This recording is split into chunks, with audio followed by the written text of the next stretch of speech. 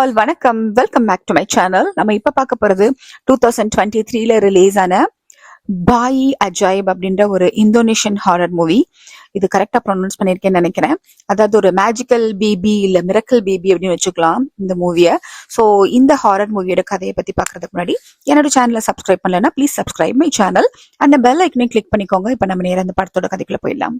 படத்தோட ஆரம்பத்துல கோசன் ஒருத்தன் ஒரு ரிவர்ல ஏதோ தேடிட்டு இருக்கான். அந்த ஆத்துல இருந்து அப்ப அவனுக்கு வந்து ஒரு வைரம் மாதிரி ஒரு ஜுவல் கிடைக்குது. அதை பார்த்தோன்னே அவன் பயங்கரமா சந்தோஷமாயிடுறான்.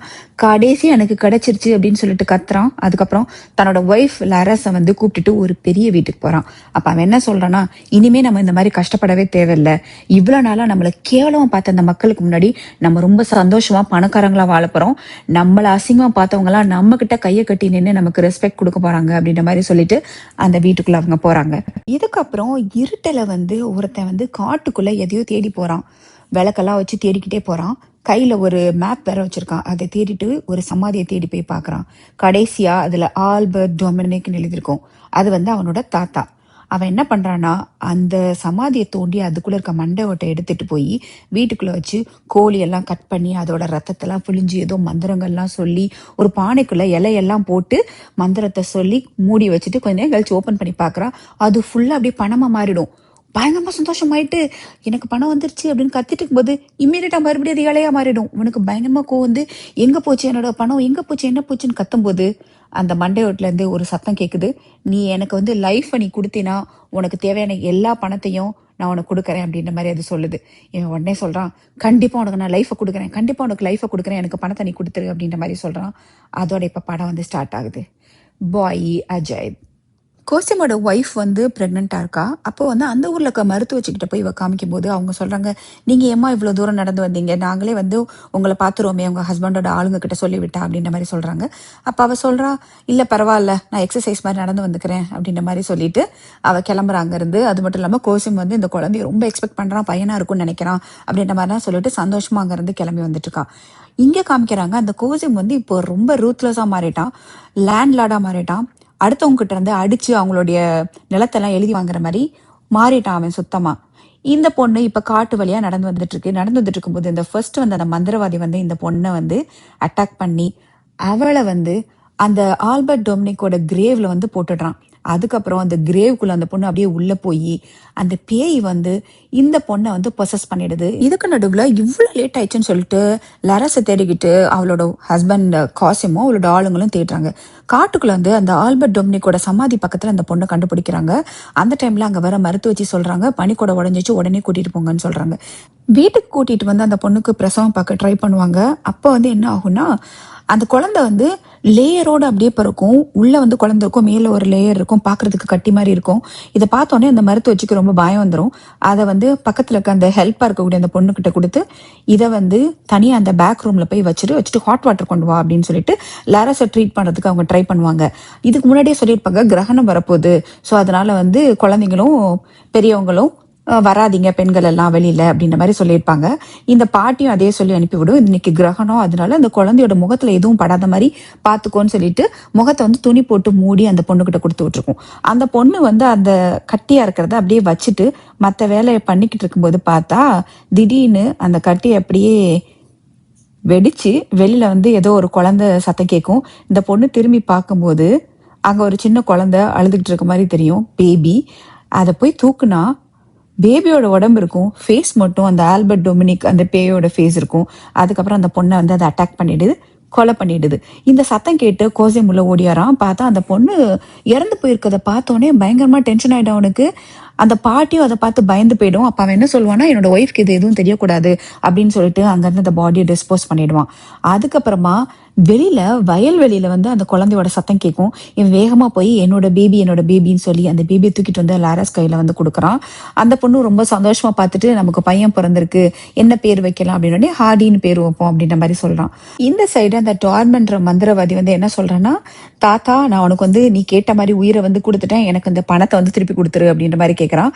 அப்போ வந்து அதே மாதிரி மந்திரங்கள்லாம் பண்ணிட்டு ஓபன் பண்ணி பார்க்கும்போது ஃபுல்லா பணமா இருக்கும். அதுல இவன் உனக்கு சந்தோஷமாயிடும், நான் இப்ப பணக்காரன் ஆயிட்டேன் அப்படின்ற மாதிரி கத்துறான்.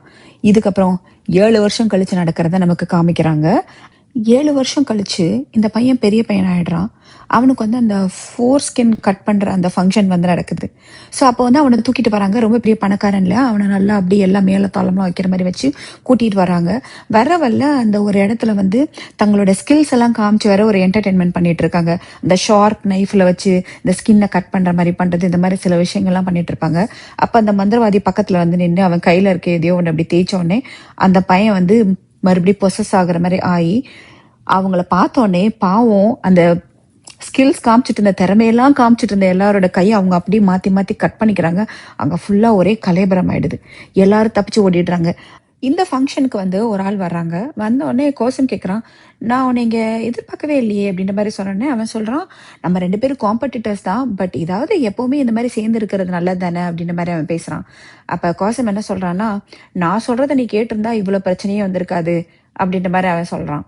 அதுக்கு ஆப்போசிட்ல இருக்க அந்த ஆள் சொல்றாரு, நீங்க பண்றதுலயோ இல்ல சொல்றதுலயோ இந்த வில்லேஜ்க்கு ஏதாவது நல்லது இருந்தா நான் கண்டிப்பா அக்செப்ட் பண்ணிக்குவேன் அப்படின்ற மாதிரி அவன் சொல்றான்.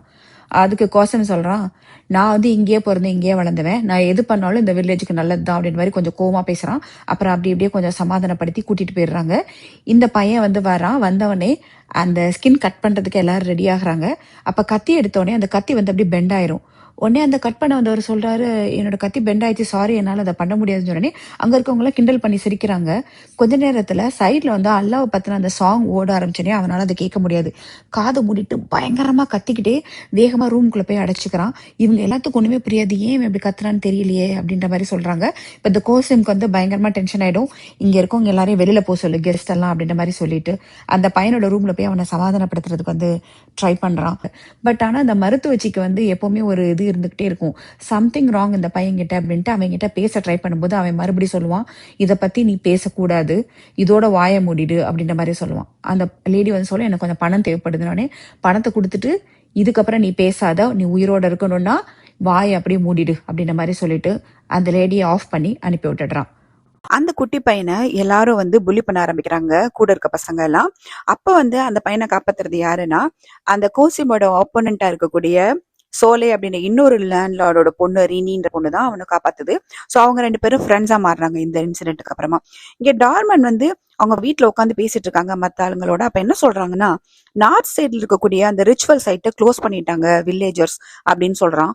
அது கேட்டு எனக்கு பயங்கரமா கோவம் வந்துடும். அப்ப திடீர்னு அவனோட காதுக்குள்ள வந்து யாரோ பயங்கரமா பேசுற மாதிரி இருக்கும். அவனால முடியாது, எல்லாரையும் வெளியில போங்கன்னு துரத்தி விட்டுட்டு வீட்டுக்குள்ள போறான். அப்ப வந்து அந்த டொமினிக் பேய் வந்து என்ன சொல்லுதுன்னா, நான் ரொம்ப கோவமா இருக்கேன், நீங்க எல்லாரும் என்ன நினைச்சிட்டு இருக்கீங்க, எனக்கு அந்த பையன் வந்து வேணும், அவனை ப்ரொடெக்ட் பண்ணு அப்படின்ற மாதிரி அந்த பேய் வந்து சொல்லுது. இதுக்கப்புறமா இங்கே அந்த சோலே அவர் வந்து பேசிட்டு இருக்காரு. என்ன சொல்றாங்கன்னா, நான் வந்து சில ரிச்சுவல் சைட்ஸ் எல்லாம் நான் க்ளோஸ் பண்ணிட்டேன், இருந்தாலும் சில பேர் வந்து அதை தாண்டி தாண்டி போய் ஆஃபரிங்ஸ் எல்லாம் கொடுத்துட்டு இருக்காங்க அப்படின்ற மாதிரி சொல்றாரு.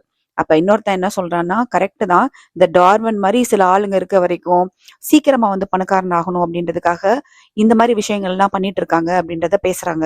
அந்த நேரத்துல ரீனியும் டிடியும் அங்க உள்ள வராங்க. என்னன்னா, அந்த பசங்க எல்லாம் கிண்டல் பண்ணும்போது இவங்க 2 பேரும் தண்ணியில விழுந்திருப்பாங்க. சோ இவங்க வீட்டுக்கு, அதாவது ரீனியோட வீட்டுக்கு வந்துட்டு ட்ரெஸ் எல்லாம் சேஞ்ச் பண்ணிட்டு அவங்க வந்து இந்த பையனுக்கு வந்து சாப்பாடு எல்லாம் கொடுக்குறாங்க. அப்ப கொடுக்கும்போது சோலே சொல்றாரு, சாப்பிடுறதுக்கு முன்னாடி நம்ம வந்து ப்ரேயர் பண்ணோம்ல, கடவுள்கிட்ட ப்ரேயர் பண்ணு அப்படின்ற மாதிரி சொல்லுவாங்க. அப்ப வந்து டிடி சொல்லுவான், எனக்கு தெரியாது அப்படின்னு சொல்லுவான். அவரு, சரி நான் உனக்கு சொல்லித்தரேன், நான் சொல்றதையும் ரிப்பீட் பண்ணு அப்படின்னு சொல்லிட்டு அந்த அல்லாவை பத்தி சொல்லும் போது இவனால அதை சொல்ல முடியாது. உடனே வீட்டுல இருந்து வெளில ஓடிடுவான். ரினி வந்து அவன் பின்னாடி போக பார்க்கும். அவங்க சொல்லிடுவாங்க, இல்ல இல்ல வேண்டாம், அவனை விட்டுரு அப்படின்னு சொல்லிட்டு. இதுக்கப்புறம் அவன் நடந்து வந்துட்டு இருப்பான் வில்லேஜ்ல. அங்க எல்லாரும் வந்து அந்த கோசியம்காக ஓட்டு போடுங்க அப்படின்னு அங்க இருக்க மக்கள் கிட்ட வந்து நோட்டீஸ் எல்லாம் கொடுத்துட்டு இருப்பாங்க. அவர் வந்து தலைவரா வந்தாருன்னா உங்களுக்கு நிறைய பண்ணுவாரு அப்படின்ற மாதிரி சொல்லிட்டு இருப்பாங்க. இந்த பையன் அந்த டைம்ல அவனை கிண்டல் பண்ண அந்த அகமதுன்ற பையன் இருக்கிறத பாக்குறான். பின்னாடியே போய் அவங்க தள்ளி விட்ட மாதிரி இவனும் வந்து அந்த பையனை தண்ணிக்குள்ள தள்ளி விட்டுட்டு ஓடிடுவான். இந்த பையன் அகமத் துரத்திக்கிட்டே போவான் டிடிய. பின்னாடி போகும்போது யாருமே இல்லாத ஒரு இடத்துல போய் அவனை அட்டாக் பண்ண ட்ரை பண்ணா அந்த டொமினிக் பேய் வந்துடும். அதை பார்த்து பயந்து போய் இந்த பையன் குடுகுடுன்னு ஓடும்போது ரோட்ல போய் விழுந்துருவான். அந்த டைம்ல வந்து அந்த குதிரை வண்டி வந்து அவனோட கால் மேல ஏறி கால் வந்து அந்த அகமத் பையனுக்கு உடஞ்சு போயிடும். இப்ப ரெனியும் அந்த பொண்ணோட அம்மாவும் வந்து கோசிம் வீட்டுக்கு வராங்க. வந்துட்டு தீதியோட ட்ரெஸ்ஸை வந்து கொடுத்துட்டு கொஞ்சம் ஃபுட்டும் கொடுக்குறாங்க. தீதி வந்து பின்னாடி விளையாடிட்டு இருப்பான். ஸோ அப்போ அவங்க கேட்குறா, ரொம்ப தேங்க்ஸ் கொடுத்ததுக்கு, ஆனா அவனோட ட்ரெஸ் உங்களுக்கு எப்படி வந்துச்சுன்னு கேட்டப்போ அது ஒரு பெரிய கதை அப்படின்ற மாதிரி சொல்லிட்டு, இன்னைக்கு ஈவினிங் வந்து நாங்க வந்து குரான் வந்து படிக்க போறோம், என் கூட வந்து படிக்கிறீங்களான்னு கேட்பாங்க. அப்ப அவ சொல்லுவா, எனக்கு படிக்க தெரியாதுன்னு சொன்னப்ப, இல்ல நாங்க உனக்கு சொல்லித்தரேன், நாங்க சொல்ல சொல்ல நீ சொன்னா போதும் வாங்க அப்படின்ற மாதிரி கூப்பிட்ட உடனே இவளும் ரெடி ஆயிடுவா, லாரஸும் ரெடி ஆயிட்டு போலான்னு நினைக்கும் போது கோசம் உள்ள வந்துருவான். உள்ள வரும்போதே ஏதோ திட்டிக்கிட்டே வருவான். என்னன்னு கேட்டா, அந்த அகமதோட பேரண்ட்ஸ்க்கு வந்து நிறைய பணத்தை கொடுத்து வாய மூட சொல்லு, இந்த ஹோல் வில்லேஜ்க்கு அது தெரியக்கூடாது அப்படின்ற மாதிரி சொல்றான். உள்ள வந்த உடனே தான் லாரஸ் கேக்குறா என்னாச்சுன்றப்போ, அகமத் பையன் வந்து கால் உடைஞ்சு போச்சு, அது நம்மளுடைய குதிரை வண்டி ஏறி தான் உடைஞ்சிருக்கு, இந்த குதிரைக்கு என்னாச்சுன்னு தெரியல, எப்படி திடீர்னு அது கிரேசியா மாறிச்சுன்னு தெரியல அப்படின்ற மாதிரி பேசிட்டு இருப்பான். அப்ப அந்த லேடி இருக்கிறத பார்த்தோன்னே எங்க கிளம்புறீங்கன்றப்போ, குரான் படிக்க போறோம் அப்படின்ற மாதிரி அந்த பொண்ணு சொல்லுது. அப்ப கோசிம் சொல்றான், இந்த இன்சிடென்ட்டை சாக்கா வச்சுக்கிட்டு உன் ஹஸ்பண்ட் வந்து அட்வான்டேஜ் எடுத்துக்குவான் இந்த எலெக்ஷன்லன்ற மாதிரி சொல்லுவான். அதுக்கு அவ சொல்லுவா, என் ஹஸ்பண்ட் அப்படிப்பட்ட ஆள் இல்லை அப்படின்ற மாதிரி சொல்லிட்டு, இந்த அஹ்மத்ன்ற பையனை போய் நான் பார்த்துட்டு வரேன், ஏதாவது திங்ஸ் வாங்கி கொடுத்துட்டு வரேன் இந்த மாதிரி லாரஸ் சொல்லுவா. சோ இவங்களும் போறாங்க அந்த இடத்துக்கு. லாரஸும் அந்த இன்னொரு லேடியும் சேர்ந்து அகமதோட வீட்டுக்கு போறாங்க அந்த பையனை பாக்குறதுக்கு. கொஞ்சம் ஏதாவது திங்ஸ் எல்லாம் வாங்கி கொடுத்துட்டு அந்த பையனை பாக்குறாங்க. அந்த பையனால வந்து தாங்கவே முடியாது, அது ஒரு டீமன், அது வந்து தீதி தான் அப்படின்ற மாதிரி அவன் கத்துறான் பயங்கரமா. அதை கேட்டனே லாரஸ்க்கு வந்து பயங்கரமா ஷாக் ஆயிடும். ரேனியும் டிடியும் விளையாடிட்டு இருப்பாங்க அவங்க வீட்டுல பேக் யார்ட்ல. அவங்கள விட்டுட்டு தான் லாரஸ் வந்து போயிருப்பா. இந்த டைம்ல வந்து ரேனி வரதுக்கு முன்னாடியே அவனோட வாயில வந்து ஏதோ ரத்தம் இருக்கிற மாதிரி தெரியும். ஆனா அப்படியே ஒண்ணும் இல்லாத மாதிரி சமாளிச்சுட்டு அவன் வந்து ரேனியோட விளையாடிக்கிட்டு இருப்பான். இப்போ வந்து கோசிம்க்கு வந்து ஒரே டவுட் வரும். ஏன்னா ஆட்டு கொட்டகையில ஒரு ஆடு வந்து இறந்து போயிருக்கும், அதோட கழுத்தை வந்து கடிச்சு ஃபுல்லா ரத்தமா அந்த பக்கம் சிந்தி இருக்கும். அப்புறம் வந்து அவன் திரும்பி பாக்குறான் தன்னோட குழந்தையவே. அவனுக்கு வந்து கொஞ்சம் டவுட்டா தான் இருக்கும். இதுக்கப்புறம் வேற லரஸ் வந்து உள்ள வந்துட்டு டிடி கிட்ட போய், அகமதுக்கு வந்து ஆக்சிடென்ட் ஆயிடுச்சு, அது உனக்கு தெரியுமா அப்படின்னு கேட்டப்போ, அவன் வந்து எனக்கு தெரியாதே அப்படின்ற மாதிரி சொல்லுவான். இவளுக்கு வந்து கோவம் வந்து அவன் உன்னை பத்தி சொல்லிட்டு இருக்கான்னு கேட்கும்போது கோசம் உள்ள வந்து இன்டர்ஃபியர் பண்ணி, அவன் எதுவும் கேட்காத, அடுத்தவங்க சொல்றாங்கன்னா என் பையன் உனக்கு டீமனா, அந்த மாதிரி சொன்னா உன் பையனை நீ டிஃபெண்ட் பண்ணும், என்ன இப்படி பண்றன்னு கத்தி லாரஸை வந்து சமாதானப்படுத்திடுவான். படுத்தினதுக்கு அப்புறமா டிடி வந்துட்டு அவங்க அம்மாவை பார்த்து, அம்மா நான் டீமன் கிடையாது, நான் எந்த தப்பும் பண்ணல அப்படின்ற மாதிரி அவன் சொல்லுவான். இந்த பொண்ணு வந்து அப்படியே கேட்டு கன்வின்ஸ் ஆயிடும். கோசிம் கிட்ட வந்து ஒருத்தன் பேசிட்டு இருக்கான், 2 குரூப் நமக்கு சப்போர்ட் பண்றாங்க, இன்னொரு குரூப் நமக்கு சப்போர்ட் பண்ணல அப்படின்ற மாதிரி அவன் சொல்றான். அப்ப கோசிம் சொல்றான், ஓகே நிறைய கிஃப்ட் எல்லாம் அனுப்புங்க அப்படின்ற மாதிரி சொல்லுவான். கிஃப்ட்டுக்கெல்லாம் அவங்க வந்து மயங்க மாட்டாங்கன்னே, அப்ப மணி அனுப்பு, மணிக்கு மயங்காதவங்க யாராவது இருப்பாங்களா அப்படின்ற மாதிரி கேட்கறான். அப்ப அவன் சொல்றான், அவங்க எல்லாம் வந்து சோலையோட சப்போர்ட்டர்ஸ், நம்ம என்ன பண்ணாலும் அவங்க அவனுக்கு தான் ஓட்டு போடுவாங்க, ஏன்னா அவங்கள லாங் டர்மா அவனுக்கு சப்போர்ட் பண்றவங்க அப்படின்ற மாதிரி அவன் சொல்லிட்டு இருக்கான். அந்த டைம்ல தான் வெளியில இருந்து ஒரு சவுண்ட் கேக்குது, நான் வந்து உங்களுக்கு ஹெல்ப் பண்ண முடியும் உங்களை வின் பண்ண வைக்கிறதுக்குன்னு. அது யாருன்னா அந்த மந்திரவாதி டார்மன் தான் வெளில நிக்கிறான். இப்ப கோசிம் வெளில வந்து கேட்கறான், நீ எப்படி பண்ணுவ அப்படின்னு கேட்டா அவன் என்ன சொல்றான்னா, சோலை மாதிரி ஒரு ஆள் நமக்கு தேவையே கிடையாது, அவன் எதுக்கு தலைவரா வரணும், அவன் இங்க வந்ததுல இருந்து நம்மளால ஃப்ரீயா இருக்கவே முடியல, அது மட்டும் இல்லாம இங்க ஊர் மக்களுக்கு எல்லாம் ஒரு பயத்தை வந்து உண்டாக்கிட்டான், தப்பு பண்ணக்கூடாது, தப்பு பண்ணா நமக்கு வந்து பாவங்கள் வந்து சேரும்ன்ற மாதிரி ஒரு பயத்தை வந்து உருவாக்கி வச்சிருக்கான், அப்படிப்பட்ட ஆள் நமக்கு தேவையில்ல, நீங்க எதுக்கு ரொம்ப ஒரு கஷ்டமான ரூட் எடுத்து போயிட்டு இருக்கீங்க, நான் ரொம்ப ஈஸியா வந்து அவனை சஃபர் பண்ண வைக்க முடியும், நான் உங்களை வின் பண்ண வைக்க முடியும் அப்படின்ற மாதிரி அவன் சொல்றான். ஆனா கோசிம் அதை கேட்டுட்டு, சாரி உன்னோட ஆஃபர் வந்து எனக்கு தேவையில்ல அப்படின்ற மாதிரி சொல்லிட்டு, நான் என்னோட சொந்த வெளியில நான் வின் பண்ணிக்கிறேன் அப்படின்ற மாதிரி சொல்லிட்டான். இவனும் அதை கேட்டுட்டு சரி ஓகே அப்படின்ற மாதிரி போயிட்டான். அவன் போயிட்டே இருக்கும்போது ஒருத்தன் வந்து சைக்கிள்ல வந்தவன் என்ன சொல்றான்னா, அஹ்மத் வந்து தீதி வந்து டீமனா மாறினதை தன்னோட கண்ணால பார்த்ததா அவன் சொல்றான் அப்படின்ற மாதிரி கோசிம் கிட்ட வந்து சொல்றான். அதை கேட்டோடனே கோசிம்க்கு வந்து பயங்கர கோவம் வந்துடும். என் பையன் வந்து டீமன் இல்லை, இன்னொரு தடவை இந்த மாதிரி ஒரு இன்சிடென்ட்டை தூக்கிக்கிட்டு வராத அப்படின்ற மாதிரி அவன் சொல்றான். அதுக்கு அவன் சொல்றான், பின்னாடி பெரிய பிரச்சனை ஆகிறதுக்குள்ள இப்பவே அதை பத்தி பாருங்க, இதுல ஏதோ பிரச்சனை இருக்கு, அதை உங்களுக்கு வார்ன் பண்றதுக்கு தான் வந்தேன்னு சொன்னப்போ இவன் இன்னும் கோவமாயிடுவான். என் பையனை பத்தி எனக்கு தெரியும், அவன் அப்படி கிடையாது, இன்னொரு தடவை என் மூஞ்சில முழிச்சா நான் அவனை கொன்னே போட்டுறேன்னு சொல்லிட்டு அவனை வந்து அடிச்சு விரட்டி விட்டுடுறான். இதை வந்து உள்ள லாரஸ் வந்து வீட்டுக்குள்ள இருந்து கேட்டுட்டே இருக்கா. அவளுக்கு வந்து ஒரே சந்தேகம் வர ஆரம்பிச்சிடும். இப்போ லாரஸ் வந்து கையில வந்து ஒரு மந்திரத்தை வந்து வச்சிருப்பா. அதை வந்து அந்த சொலையோட ஒய்ஃப் வந்து கொடுத்திருப்பா. யாரு வேணாலும் ஒரு சேட்டனோட இன்ஃபுளுன்ஸ்ல இருக்கலாம், நீ இந்த மந்திரத்தை அவனோட பக்கத்துல போய் நின்று படி, அப்போ உனக்கு தெரியும் அப்படின்ற மாதிரி சொல்லி கொடுத்துருப்பாங்க. சோ இவளும் வந்து போய் தீதி பக்கத்துல நின்று படிக்க போகும்போது அவன் வந்து ஒரு டிராயிங்கை காமிக்கிறான். இங்க பாருங்கம்மா, நானு நீங்க அப்பா எல்லாரும் இருக்க மாதிரி நான் வரைஞ்சிருக்கேன், ஹாப்பி ஃபேமிலி, அது மட்டும் இல்லாம உங்களை மாதிரி ஒரு அழகான விமனை வந்து என்னால வந்து வரைய முடியலமா அப்படின்னு சொன்னேன். அந்த பொண்ணுக்கு இதாயிடும். சோ மந்திரத்தெல்லாம் படிக்காது. அந்த நேரத்துல வந்து இவ வந்து என்ன சொல்றான்னா, கோசிம் பார்க்கும்போது நான் பிரெக்னெண்டா இருக்கேன்னு நினைக்கிறேன் அப்படின்ற மாதிரி ரிவீல் பண்ணிடுறா. அப்ப அவன் சொல்றான், நீதிக்கு அப்புறமா நமக்கு குழந்தையே பிறக்காதோ அப்படின்ற மாதிரி நினைச்சிட்டு இருந்தேன், ரொம்ப சந்தோஷமா இருக்கு அப்படின்னு சொல்லிட்டு கோசிம் வந்து பயங்கர ஹாப்பி ஆயிடுறான். இதுக்கப்புறம் என்ன ஆகுதுன்னு சொன்னா, கோசிம் வந்து தூங்கிக்கிட்டு இருக்கும் பொழுது நீதி என்ன பண்றான்னா, திடீர்னு வெளியில போய் அந்த சைக்கிள்ல வந்து ஒருத்தன் இன்ஃபார்ம் பண்ணிருப்பான், இந்த மாதிரி இவன் ஒரு டீமன் சொல்றான் அகமதுன்னு. அவனை வந்து அட்டாக் பண்ணி வந்து கொன்னுடுறான். அதாவது தீதி மேல இருக்கக்கூடிய டொமினிக் பேய் வந்து கொன்னுடுது. காசிமுக்கு வந்து ஆல்ரெடி ஒரு டவுட் இருந்துகிட்டே இருக்கும். ஏன்னா எப்ப பார்த்தாலும் ரத்தக்கரை இருக்கிற மாதிரி இருக்கு, இவன் தனியா போறான்ற மாதிரி ஆல்ரெடி ஒரு டவுட் இருக்கும். இன்னைக்கும் அதனால தீதியோட ரூமுக்குள்ள வந்து சைட்ல ஓரமா உட்காந்துட்டு இருப்பான். திடீர்னு பார்த்தா டக்குன்னு கதவை திறந்து அப்படியே அவன் தானா வந்து அப்படியே கட்டில படுத்து தானா தூங்க ஆரம்பிச்சிடுறான். கோசம் வந்து அதை பாக்குறான். இவன் எங்க போறான், அன்கான்சியஸா இருந்து என்னென்னவோ பண்றானே அப்படின்ற மாதிரி அவனுக்கு தோணும். பட் வந்து அந்த குழந்தைய அவனை எடுத்து பார்த்தது அவனுக்கு ஞாபகம் வர்றதுனால அவனால வந்து தன்னோட குழந்தைய டீமன் ஒத்துக்கவே மனசு வராது.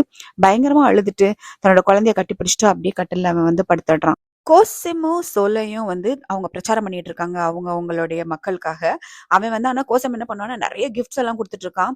அது மட்டும் இல்லாம சோலை வந்து இந்த ஊரே வந்து ஒரு ஹாண்டட் பிளேஸ் மாதிரி மாறக்கூடாது அப்படின்ற மாதிரி அவன் வந்து மக்கள் நல்லா இருக்கணும் அப்படின்ற மாதிரி பேசிட்டு இருக்கான். அப்ப அங்க வர அந்த மந்திராதி டார்மன் வந்து பக்கத்துல இருக்க ஒரு லேடி கையில வந்து ஏதோ மந்திரம் எல்லாம் பண்ணி ஒரு சின்ன ஒரு பாக்ஸ் மாதிரி கொடுத்துட்டு போயிடுறான், ஃபுட் உள்ள வச்சு. அவங்க வந்து அது கையில வச்சிருக்காங்க.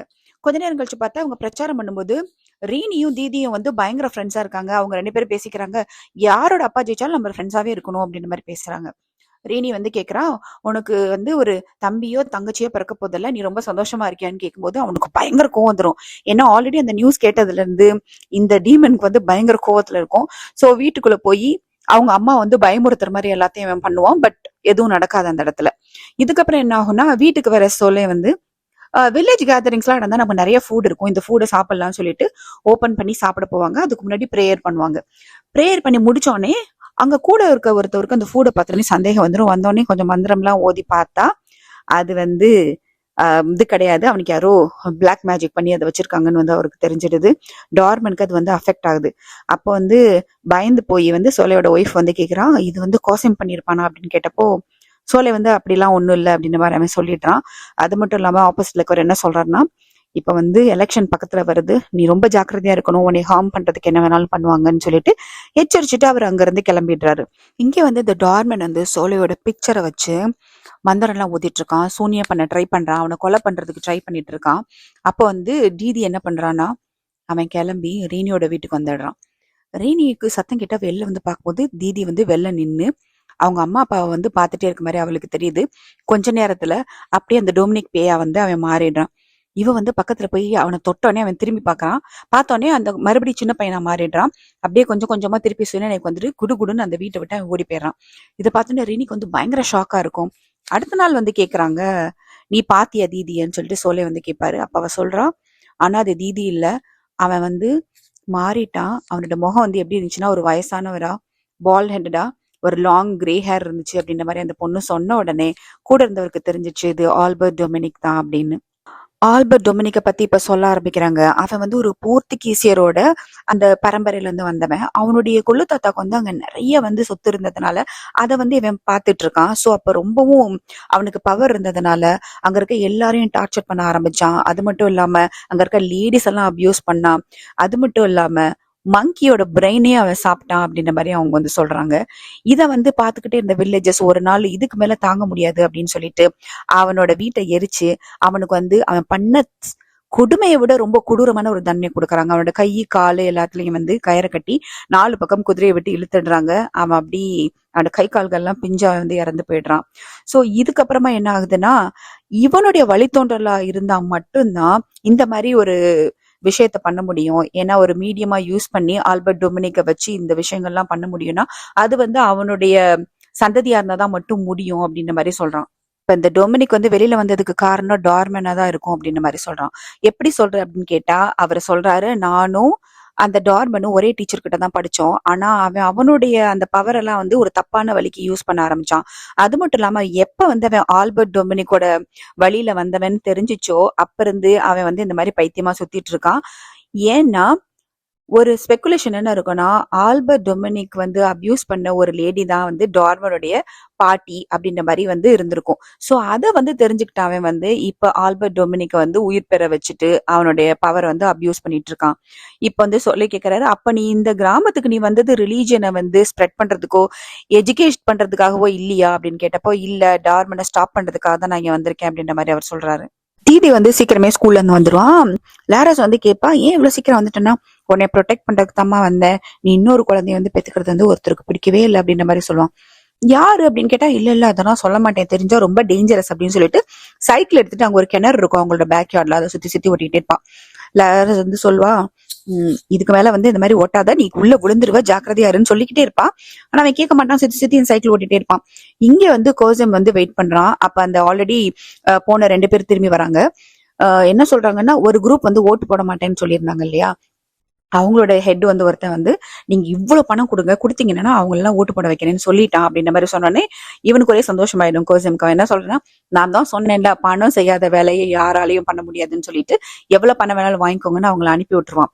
இங்க பார்த்தா இந்த பையன் வந்து உள்ள கிணத்துக்குள்ள விழுந்துருவான். தீதி உள்ள விழுந்தோடனே ஹெல்ப் பண்ணுங்கன்னு கத்துவான். உடனே இவ போய் அவனை காப்பாத்துறதுக்கு ட்ரை பண்ணிட்டு இருக்கும்போது உள்ள இருந்து, எனக்கு ஒரு சிப்ளிங் வேணாமா அப்படின்ற மாதிரி ஒரு பயங்கரமான சவுண்ட் கேட்கும். பார்த்தா அந்த டொமினிக் பேய் அது வந்து மாறி இருக்கும். பயங்கரமா பயந்துருவா. அப்ப என்ன பண்ணணும்னா, அந்த பேய் வந்து அவளை இழுத்து கிணத்துக்குள்ள போட்டுட்டு இவன் அப்படியே ஜம்ப் பண்ணி மேல போய் நார்மலா மாறிடுவான்.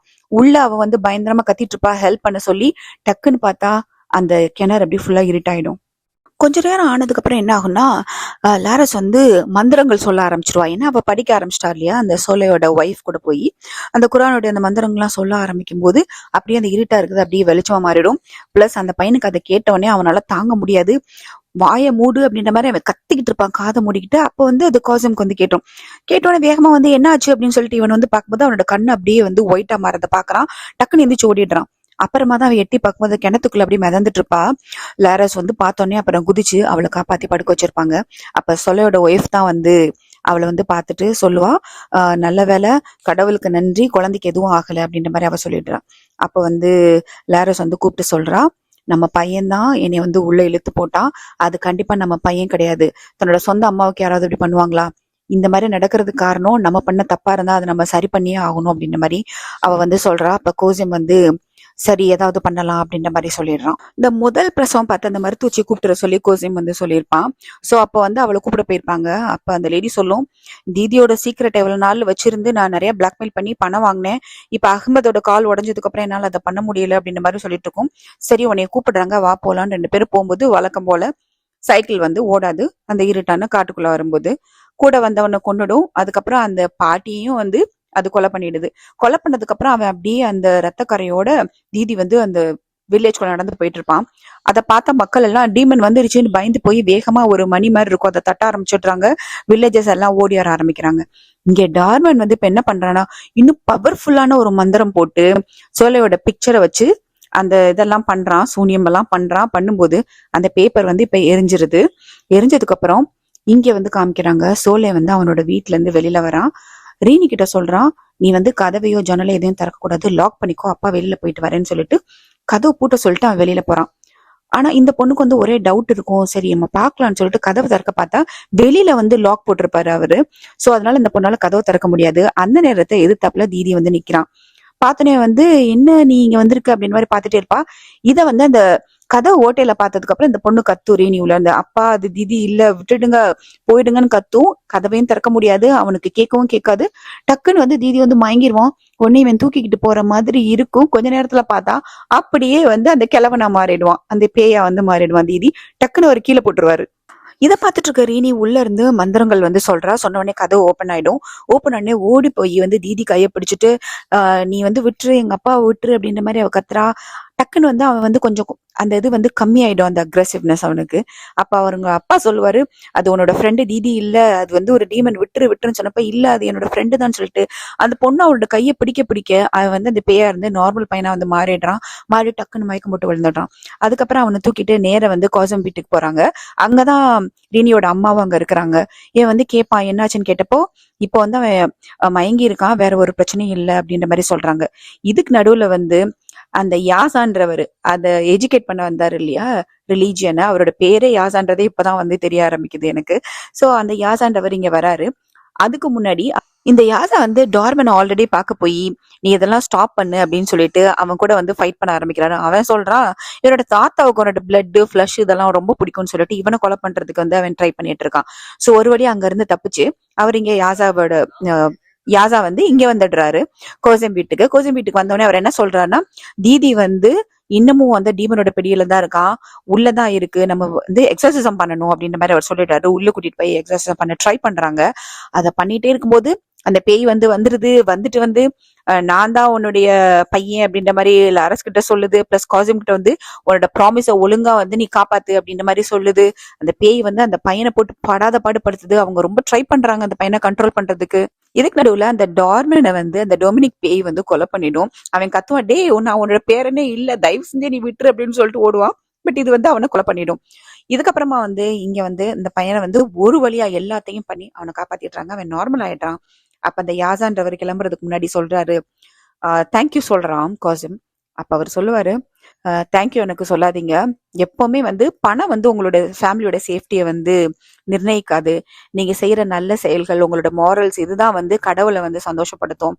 அதுதான் உங்களுக்கு காலம் பூரா நிலைச்சு நிற்கும், உங்களுக்கு நல்ல பேரை கொடுக்கும் அப்படின்ற மாதிரி அவர் சொல்றாரு. அப்ப கோசிம் சொல்றான், இனிமே அதை நான் ஃபாலோ பண்றேன் அப்படின்ற மாதிரி அவன் சொல்றான். அப்ப கோசிம் சொல்றான், ப்ளீஸ் எனக்கு டீச் பண்ணி கைட் பண்ணுங்க அப்படின்னு சொன்னேன். அவரு கண்டிப்பா அப்படின்னு யாசா சொல்றாரு. இதுக்கப்புறம் என்ன ஆகுதுன்னா, கோசிம் அங்க இருக்க வில்லேஜஸ் எல்லாரையும் கூப்பிட்டு தான் பண்ண தப்புக்கெல்லாம் மன்னிப்பு கேட்கிறாரு. அது மட்டும் இல்லாம இந்த வில்லேஜ் லீட் பண்றதுக்கான தகுதியே எனக்கு இல்ல, இதுக்கான தகுதி சோலைக்கு மட்டும்தான் இருக்கு, அவர் தான் இனிமே இந்த வில்லேஜோட தலைவர் அப்படின்னு சொல்லிட்டு கங்க்ராச்சுலேட் பண்றான். அது மட்டும் இல்லாம இவ்வளவு நாளா எல்லார்கிட்ட தான் அடிச்சு வாங்கின எல்லா நிலத்தையும் ஹேண்ட் ஓவர் பண்ணிட்டு அவன் என்ன சொல்றான்னா, இது எல்லாருக்கும் டிஸ்ட்ரிபியூட் பண்ணிடுங்க. அது மட்டும் இல்லாம நீங்க என்னென்ன அம்யூனிட்டிஸ் இந்த வில்லேஜ் கொண்டு வரணும்னு நினைச்சீங்களோ அதெல்லாம் பண்ணுங்க அப்படின்ற மாதிரி அவன் சொல்லிடுறான். ஸோ எல்லாரும் பயங்கர ஹாப்பி ஆயிடுறாங்க. ஃபைனலா அந்த ஃபோர் ஸ்கின் கட் பண்ணுவாங்க இல்லையா, அதை அவனுக்கு பண்ணிடுறாங்க. பண்ண முடிஞ்சிருது. ஏன்னா பேய் அவனை விட்டு போயிடுச்சு. ஸோ ரீனி சொல்றா, நீ ரொம்ப பிரேவ் இப்ப அப்படின்னு அவ சொல்றான். கடைசியா லாரஸ்க்கு குழந்தை பிறக்கும். ஒரு வழியா வெளில கொஞ்சம் அப்பா சந்தோஷம் அப்படின்னு சொல்லிட்டு உள்ள போய் பார்க்கும்போது பயங்கரமா சத்தம் கேட்கும். என்னன்னு பார்த்தா, இந்த பிரசவம் பார்த்துட்டு இருக்க அந்த லேடி கழுத்துல கடிச்சு ரத்தத்தோட வெளில ஓடிடும். இவங்க 2 பேரும் பயந்து ஓடி வந்துருவாங்க, தீதியும் கோசிம்பல். அப்படின்னு பார்த்தா லாரஸ் இப்ப டீமனா மாறி இருப்பா, கையில அந்த குழந்தையோட நிப்பா. அப்ப அது சொல்லும், கோசிம் நீ இன்னும் உன் கடனை கொடுக்கவே இல்லையே, நீ இந்த குழந்தைய எனக்கு கொடுக்குறியா இல்ல தீதி எனக்கு கொடுக்குறியா அப்படின்ற மாதிரி கேட்டுட்டு அப்படியே ஒரு சிரிப்போடு அப்படியே மேல போற மாதிரி இந்த படத்தை முடிக்கிறாங்க. இந்த படம் ரொம்ப ஓல்ட் டைம்ல நடந்த மாதிரி தான் எடுத்திருக்கிறாங்க. அது இந்தோனேஷியன் டைப்ல. நான் நல்லா டைம் பாஸ் பண்ணலாம், தப்பு பண்ணா தண்டனை உண்டு, நீ திருந்தணும் அப்படின்ற அதே ஒரு ஸ்டோரி, அதே ஒரு மாரல் தான். பட் எல்லா நேரத்திலையும் தப்பு பண்ணா தண்டனை கிடைக்குன்ற ஒரு பயம் இருக்கிறது நல்லதுதான் எனக்கு தோணுது. ஸோ அந்த படம் ஓகே, ஓரளவுக்கு நல்லாவே பார்க்கலாம். இந்த படம் நெட்ஃபிளிக்ஸ்ல அவைலபிளா இருக்கு. இந்த வீடியோ உங்களுக்கு பிடிச்சிருந்ததுன்னா லைக் பண்ணுங்க, கமெண்ட் பண்ணுங்க, ஷேர் பண்ணுங்க, and subscribe my channel. Thank you so much.